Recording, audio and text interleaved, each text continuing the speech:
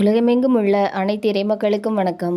நீங்கள் புதுசாக இங்கே வீடியோ பார்க்குறதா இருந்தால் கீழே இருக்கிற சப்ஸ்கிரைப் பட்டனை ப்ரெஸ் பண்ணிவிட்டு பக்கத்தில் இருக்கிற பெல் ஐக்கானையும் கிளிக் பண்ணிக்கோங்க. அப்போ தான் நாங்கள் புதுசாக போடுற வீடியோவோட அப்டேட் உங்களுக்கு கிடைக்கும். வாங்க இப்போ வீடியோக்குள்ளே போகலாம். தவக்காலம் 5ஆம் ஞாயிறு 22/3/2026. திருப்பலி முன்னுரை. இறையேசுவில் இனியவர்களே, இன்று தாய் திரு அவையார்ந்து தவக்காலம் 5ஆம் ஞாயிறை சிறப்பித்து கொண்டிருக்கிறது. இன்றைய நாள் கடவுளில் நம்பிக்கை கொள்வோரை கடவுள் சாவிலிருந்து உயிர்த்தெழ செய்து கடவுளின் மாட்சியை காண செய்வார் என்று கூறுகிறது. என் ஆவியை உங்கள் மீது பொழிவேன், நீங்கள் உயிர் பெறுவீர்கள் என்று இறைவாக்கினர் எசேக்கியேல் வழியாக கடவுள் கூறுகின்றார். ஊனியல்புக்கு ஏற்ப வாழ்வோர் கடவுளுக்கு உகந்தவர்களாய் வாழ முடியாது. ஆவிக்கு ஏற்ப வாழ்வோரை கடவுள் தம் ஆவியாலே உயிர்த்தெழ செய்வார் என்று தூய பவுலடியார் கூறுகின்றார். நீ நம்பினால் கடவுளின் மாட்சியை காண்பாய் என்று இயேசு கூறுகின்றார்.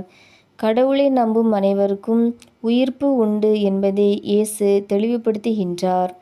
தன்னலம், பொறாமை, ஆணவம், குடிவெறி, களியாட்டம் என்னும் ஊனியல்பின் இச்சைகளிலிருந்து விடுபட்டு கடவுளின் ஆவில் நம்மில் குடிகொண்டுள்ளது என்பதை உணர்ந்து வாழ்வோம். பிறர் நலம் பேணுவோம். கடவுளின் மாட்சியை காணும் நன்மக்களாவோம். முதல் வாசகம். இறைவாக்கினர் எசேக்கியேல் நூலிலிருந்து வாசகம். அதிகாரம் 37, இறைவார்த்தைகள் 12 முதல் 14 முடிய. முதல் வாசக முன்னுரை. கடவுளால் தண்டிக்கப்பட்டு விட்டோம் என்ற இஸ்ராயேல் மக்களுக்கு கடவுள் இறைவாக்கினர் எசேக்கியேல் வழியாக கூறிய நற்செய்தியாவது: கடவுள் உங்கள் துன்பங்களிலிருந்து மீட்டு உங்களுக்கு இஸ்ராயேல் நாட்டை உரிமைச் சொத்தாக தருவார் என்றும், கடவுளின் ஆவியை உங்கள் மேல் பொழிந்து உங்களை உயிர் பெற செய்வார் என்றும், இவ்வாறு ஆண்டவரின் மாட்சியை அறிந்து கொள்வீர்கள் என்கிறார். ஆண்டவரின் ஆற்றலையும் மேன்மையையும் அன்பையும் வெளிப்படுத்தும் எசேக்கியேல் நூலின் வாசகத்தை கேட்போம். இரண்டாம் வாசகம். திருத்தூதர் பவுல் ரோமையருக்கு எழுதிய திருமுகத்திலிருந்து வாசகம். அதிகாரம் 8, இறைவார்த்தைகள் 8 முதல் 11 முடிய. இரண்டாம் வாசக முன்னுரை.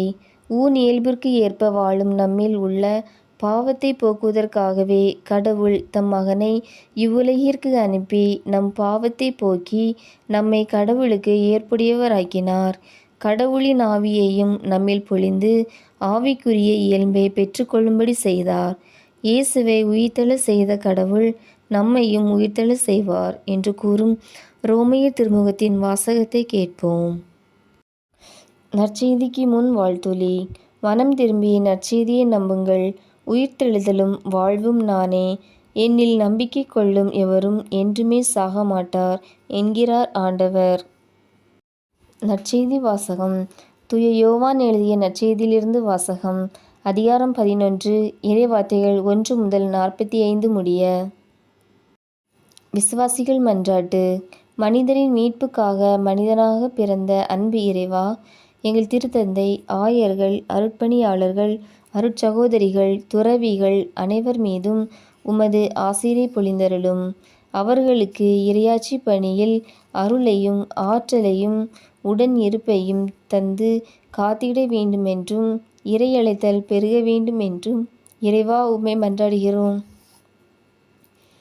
அன்பும் அமைதியும் வழங்கும் அன்பு இறைவா, உலக நாடுகள் போரை கைவிட்டு மக்கள் நலன் காக்க வேண்டுமென்றும், எம் நாட்டில் நடைபெற இருக்கும் சட்டமன்ற தேர்தலில் மதசார்பற்ற சிறுபான்மை மக்களை அரவணைத்து செல்லும் நல்ல தலைவர்களை மக்கள் தேர்வு செய்ய வேண்டுமென்று இறைவா உம்மை மன்றாடுகிறோம். உழைப்புக்கும் முயற்சிக்கும் நிறைந்த பலனை தரும் அன்பு இறைவா, கல்வி ஆண்டின் இறுதி தேர்வை எழுதி கொண்டிருக்கும் எழுத இருக்கும் மாணவ செல்வங்களை உமது ஆசீரால் நிரப்பியருளும். அவர்கள் கல்வியினால் ஏற்படும் மேன்மையை உணர்ந்து கருத்துடன் படிக்க வேண்டுமென்றும், நல்ல நினைவாற்றலையும் நல்ல உடல் நலத்தையும் தந்து நல்ல முறையில் தேர்வு எழுத வேண்டுமென்றும் இறைவா உம்மை மன்றாடுகிறோம். நீ நம்பினால் கடவுளின் மாட்சியை காண்பாய் என்றுரைத்த அன்பு இறைவா, எங்கள் வார்த்தையாலும் வாழ்வாலும் கடவுளுக்கும் மனிதர்களுக்கும் உகந்தவர்களாய் வாழ வேண்டும் என்றும் எங்களுக்கு ஏற்படும் துன்பங்களில் சோர்ந்து போகாது உம்மில் நம்பிக்கை கொண்டு மகிழ்வான நல்வாழ்வை பெற்றிட வேண்டுமென்றும் இறைவா உம்மை மன்றாடுகிறோம். வாழ்வெளிக்கும் வள்ளலே அன்பு இறைவா, இன்றைய திருப்பலியை சிறப்பிக்கும் இறைமக்களையும் திருப்பலிக்கு வந்திருக்கும் அனைத்து இறைமக்களையும் எம்மூர் மக்களையும் ஆசீர்வதித்து அருள் நலமும் உடல் நலமும் பொருள் நலமும் தந்து அன்பில் ஒன்றுபட்டு வாழ செய்ய வேண்டுமென்று இறைவா உம்மை மன்றாடுகிறோம். ஆமேன். உங்களுக்கு இங்கே வீடியோ பிடிச்சிருந்துன்னா லைக் பண்ணுங்கள், கமெண்ட்ஸ் பண்ணுங்கள், உங்கள் உறவினர்களுக்கும் நண்பர்களுக்கும் ஷேர் பண்ணுங்கள். நன்றி.